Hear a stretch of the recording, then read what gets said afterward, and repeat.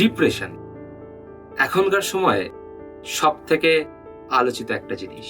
এই ডিপ্রেশনের ফলেই মানুষ কিন্তু প্রবলভাবে খারাপ থেকে খারাপতর দিকে চলে যাচ্ছে। প্রবল চিন্তা, মানসিক অবসাদ ডিপ্রেশন থেকেই কিন্তু তৈরি হচ্ছে।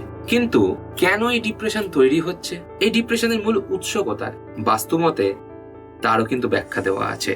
আর এই অতি গুরুত্বপূর্ণ বিষয় নিয়ে কিন্তু আজকের আলোচনা। নমস্কার, আমি বাস্তু কনসালট্যান্ট এস চ্যাটার্জি, আর আজকের টপিক ডিপ্রেশন।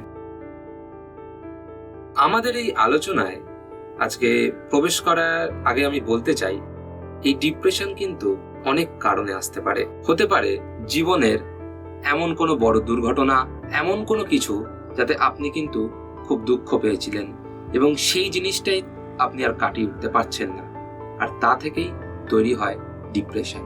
আর সেই ডিপ্রেশনের লেন্থ বা টাইম যত বাড়বে তত কিন্তু আপনি শেষের দিকে এগিয়ে যাবেন। তবে আপনি এই জিনিসটা কাটিয়ে কেন উঠতে পারছেন না, সেটা কিন্তু আপনারই বসবাসের জায়গা অর্থাৎ বাস্তুর মধ্যেই রয়েছে।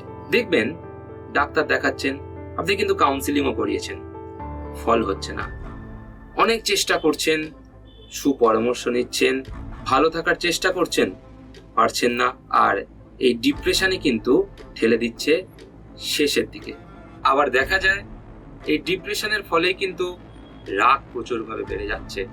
ধরুন আপনি অফিস থেকে আসছেন এবং আসার পরেই আপনার বিরক্তি শুরু। তখন ভাবছেন, ইস, বাইরেই তো ভালো ছিলাম, বাড়িতে কেন আসতে গেলাম। সেইখানেই কিন্তু বুঝতে হবে আপনার বাড়িতেই কিন্তু মেন সমস্যা লুকিয়ে আছে, আর সেটা বাস্তুদোষ। বাড়িতে সবাই আপনার সাথে ভালো ব্যবহার করছে, আপনি যেন সবসময় রেগে উত্তর দিচ্ছেন, খিটখিটে লাগছে। আবার কিছুক্ষণ পরেই মনে হচ্ছে, ইস, কেন এটা করলাম, অর্থাৎ নিজেই কিন্তু অনুতপ্ত হচ্ছেন। এটাই কিন্তু আরেক প্রকারের ডিপ্রেশন, কারণ এতে কিন্তু আপনার সাইকোলজিক্যাল কিন্তু সার্কুলেশন হচ্ছে বারবার, আর তাতে কিন্তু এক ধরনের ডিপ্রেশন কিন্তু তৈরি হচ্ছে। আর এই ডিপ্রেশন খুবই বাজে জিনিস। তো সেই নিয়েই কিছু টিপস কিন্তু আমি এবার আলোচনা করব। ডিপ্রেশন কাটাতে গেলে কিন্তু আমাদের আগে জানতে হবে এই ডিপ্রেশন বাস্তুর ঠিক কোন পোরশন থেকে আসে। অর্থাৎ আমি বলতে চাইছি যে বাস্তুর কোন ডাইরেকশন। আমাদের যে কটা ডাইরেকশন আছে তার মধ্যে মাইন্ডকে কিন্তু কন্ট্রোল করছে নর্থ ইস্ট, অর্থাৎ যাকে বাংলায় বলছি ঈশান কোণ। সেই জায়গাটাই আমাদের কিন্তু মেন মাইন্ড কন্ট্রোল হয়। আর আপনারা অবশ্যই জানেন ঈশান কোণই কিন্তু বা নর্থ ইস্টই কিন্তু আমাদের জীবনের মূল চালিকা শক্তির ডাইরেকশন। এইবার শুধু কি নর্থ ইস্ট কন্ট্রোল করে? না, পুরোপুরি north east, east, south east আর কিছুটা তো সাউথও কিন্তু কন্ট্রোল করছে। এবার আসি ইস্টে। ইস্ট কিন্তু আমরা জানি ওয়াটার এলিমেন্ট অর্থাৎ জলতত্ত্ব। এইবার ইস্টে যদি কোনো প্রবলেম এসে যায়, তার মানে আপনি বুঝতেই পারছেন তার ফলটা কিন্তু কি হচ্ছে। অর্থাৎ north east, east, south east আর সাউথ, এই পোর্শনটাকে আমাকে ঠিক রাখতে হবে। এরপর সাউথ ইস্ট। সাউথ ইস্ট কি করে, আমাদের জীবনের প্রত্যেকটা ডিসিশন মেকিং এর জায়গা হচ্ছে কিন্তু সাউথ ইস্ট। আর লাস্ট পার্ট কি, সাউথ। সাউথ আমরা জানি যথেষ্ট একটা ভালো জায়গা, আর সেই ভালো জায়গাতেই যদি প্রবলেম এসে যায় তাহলে কিন্তু কোনো রকম বাঁচার কিন্তু উপায় থাকে না। তাহলে এই চারটে কোণকে কিন্তু আমাদের যে কোনো প্রকারে ঠিক রাখতে হবে। আর এই চারটে কোণ যদি আমরা ঠিক রাখতে পারি, তার ফলাফল কিন্তু মাত্র কয়েকদিনেই দেখতে পাবো। এইবার আমি বলবো এই চার কোণকে ঠিক কি করে রাখবো। আমরা এতদূর কিন্তু বুঝেছি মেন আমাদের মেন্টাল পিস বা আমাদের ব্রেন, এই সাইডটা কিন্তু বেশিরভাগটা নিয়ন্ত্রণ করছে নর্থ ইস্ট, ইস্ট এই পোর্শনটা। প্রথমেই তাহলে বলি নর্থ ইস্টকে কিভাবে ঠিক রাখবো, কারণ নর্থ ইস্টে কিন্তু মেন জায়গা। নর্থ ইস্টকে ঠিক রাখতে গেলে সেই জায়গাকে বেশি কিছু নয়, আমি কি করব, ক্লিন রাখবো।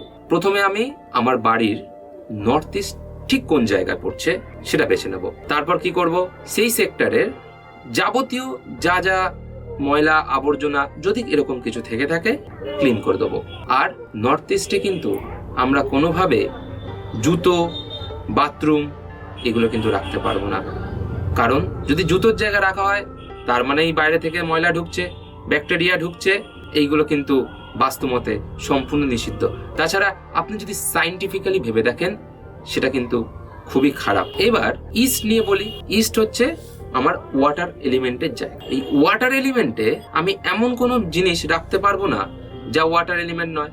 মানে ধরুন আমি বলতে চাইছি ইস্টে আপনার পড়ে গেল রান্নাঘর। রান্নাঘরে কি আছে? ফায়ার বা আগুন। আগুনটা কোন এলিমেন্ট? না ফায়ার এলিমেন্ট।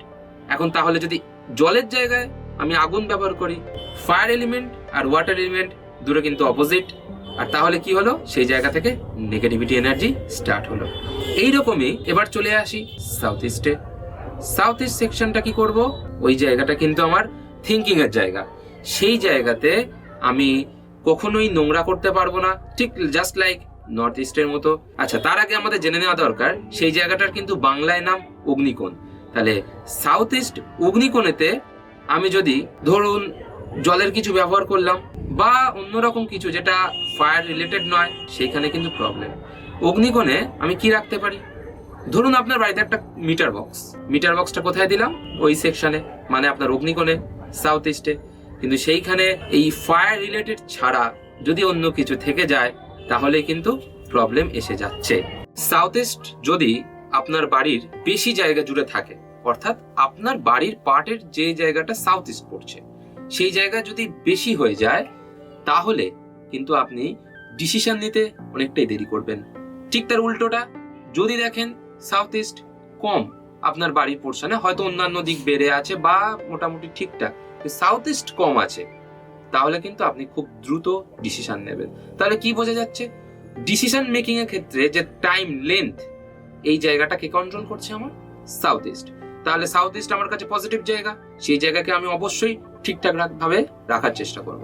এই ঠিকঠাক রাখার অনেক পদ্ধতি আছে, তার মধ্যে কিচ্ছু না উইদাউট ইনভেস্টমেন্ট, কোনো রকম খরচা ছাড়া আপনি জায়গাগুলোকে প্রথম ক্লিন রাখুন, জায়গাগুলোকে ঠিকভাবে ইউজ করুন। ওই যে বললাম অগ্নিকোণ, তাহলে সাউথ ইস্ট মানে অগ্নিকোণ। সেই অগ্নিকোণে যদি আপনি অগ্নি রিলেটেড, মানে কি বলতে চাইছে, ধরুন যন্ত্রপাতি, একটা মিটার বক্স, সেটাও কিন্তু অগ্নি রিলেটেড, ইলেকট্রিসিটির জায়গা, সেই জায়গাগুলোকে আপনি আনুন, এইদিকে আনুন, সাউথ ইস্টে আনুন, তাহলে অনেকটাই কিন্তু দেখবেন ঠিকঠাক কিন্তু এগোচ্ছেন। আর শেষে আসি সাউথ। সাউথ ডাইরেকশন একটা খুব গুরুত্বপূর্ণ ডাইরেকশন। আমরা প্রায় বলে থাকি যে দক্ষিণ মুখ বাড়ি, দক্ষিণ দিকে জানলা। তো এই সাউথের ডাইরেকশনে আমরা কি ধরে থাকি না, এই ডাইরেকশনটা আমাদের ফায়ারের যায়। তাহলে সাউথ ডাইরেকশনে আমি এমন কিছু করব না যে সেটা তার বিপরীতে যায়। মানে কি বলতে চাইছি, ঠিক ইস্টে যেমনটা বললাম যে আমি যেমন জলের জায়গাতে আগুন রাখবো না, ঠিক আমি আগুনের জায়গাতে তাহলে জল বা এরকম কিছু রাখবো না। তাহলে আমরা সাউথকেও কিন্তু ঠিক একইভাবে নিজেদের ছোটখাটো বুদ্ধিতে কিন্তু সাজিয়ে নিতে পারি। মোটামুটি এই জিনিসগুলো কিন্তু যদি আপনি মেনে চলেন, দেখবেন কিছুদিনের মধ্যেই হাতে নাতে কিন্তু রেজাল্ট পাচ্ছেন। আর এই সাউথ যদি ঠিক না থাকে, এখান থেকে কিন্তু আপনার মেজাজ খারাপ হতে থাকে।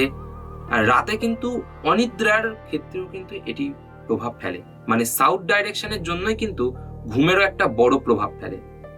তাহলে আজকের মোটামুটি এই সংক্ষেপ সময়ে আমরা জেনে নিলাম ডাইরেকশনগুলো এবং মাইন্ডকে কন্ট্রোল করার মেন জায়গাগুলো আর কিছু তার উপায়। এর থেকেও যদি আপনি বিশদে জানতে চান তাহলে আমাদের নাম্বার স্ক্রিনে দেওয়া আছে, এছাড়া ডিসক্রিপশন বক্সেও দেওয়া আছে, আপনি সেখান থেকে ফোন করতে পারেন। তাছাড়া যে কোনো কিছুতে কমেন্ট করুন আর অবশ্যই চ্যানেলটিকে সাবস্ক্রাইব করে ফেলুন, যাতে এইরকমই গুরুত্বপূর্ণ টপিক নিয়ে আমি বা আমাদের টিম আলোচনায় আসতে পারে। নমস্কার।